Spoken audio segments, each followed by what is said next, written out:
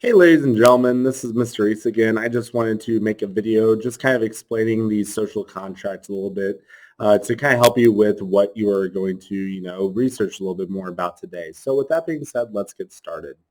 So when it comes to the social contract, the person that we have to talk about is Jean-Jacques Rousseau, and he is a French guy. He is super, super Frenchy. And the big thing with him is that he ends up sitting here and he's taking a lot of ideas from John Locke's two treatises of government. And we already kind of talked about the two treatises of government. Basically, there's a law of nature, state of nature, and people go into the political sphere because they don't want to, have anything taken away from them, such as life, liberty, or property. And so when it comes to this, he actually creates this idea of what we call the social contract. All right. Think of it literally as a contract. Okay. So moving on a little bit more, we got to talk about nature and the state of nature. Now, this is a little bit of review from yesterday. But the thing is, the state of nature is actually where, uncivilized people actually live. And there you get total freedom. You obtain total freedom and you can do whatever you want during this time. But the thing is, ladies and gentlemen, is that you also are very, very vulnerable to other things, such as not having safety or security, and there's like really no order to this whole entire thing. So it's one of those things where it's a huge predicament that people like to stay in. So people are actually going to sit there and walk into society or the political area, and this is where we get the society realm of things.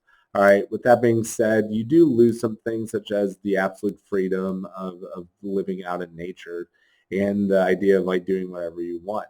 But in return, you get so much more. You get safety, security, and other freedoms that we have seen kind of detailed throughout our lives too. So some good things enter in society. The thing is, ladies and gentlemen, when it comes to society, again, this is like a contract. So it's not like you just give away freedoms and that's it. All right, you get some things in return. Okay, and the thing is just like every single contract, both parties cannot infringe on each other. Okay, so the government or whoever is ruling the area, they cannot take away your natural rights, and this is probably the most important thing that the social contract actually goes over. So when it comes to this idea of society and the social contract, you get a bunch of things for entering into that society. Society gets things from you, such as the idea of getting like money or getting just people into that society. The thing is that you get safety and security and just a bunch of other things. But most importantly, they cannot take away your natural rights. And those natural rights are going to be a very, very strong basis for what we are going to talk about in the very near future. So with that being said, if you guys have any questions over this, please feel free to contact me. But the thing is, we are not done yet. So I'm going to pause this really quick and I'm going to go to the Google slides that is also associated with this whole entire assignment. All right, so this is the social contract when it comes to what I want you guys to do today. So when it comes to this social contract, there's two actual links that you guys can use to actually help answer these questions. All right, but I'm going to just explain like kind of what I want you guys to do here. All right, so this is a nice SparkNotes version of the social contract. And this is actually a video kind of explaining Rousseau's ideas a little bit into greater detail. It's about a minute and a half long, so if you want to watch it, you can. So the first thing you're going to do is actually find an image of a legitimate government. That can be our government, that can be the French government or some other government that we're going to talk about.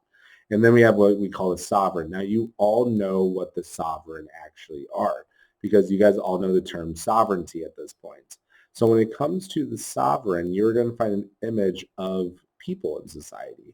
And that's what you're going to do today. Now, that being said, there's a couple of responsibilities that each of these people have, including responsibilities for the legitimate government, the government that's in power, and also the sovereign or the people that are going to be in that government and in that society.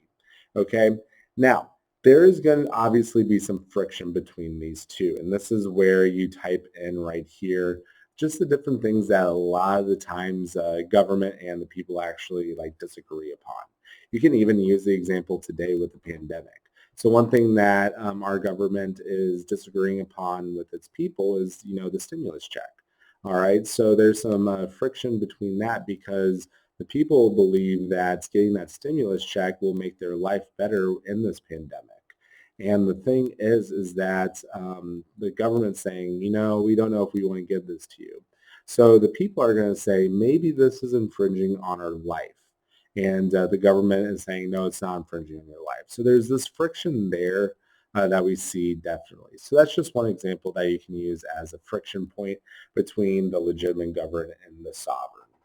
Okay, so if you guys have any questions at all over this, please feel free to contact me. Again, please utilize these two resources. They're going to be very beneficial to you. With that being said, I will let you guys work on this. And if you have any questions whatsoever, please feel free to contact me. Have a great day. Bye.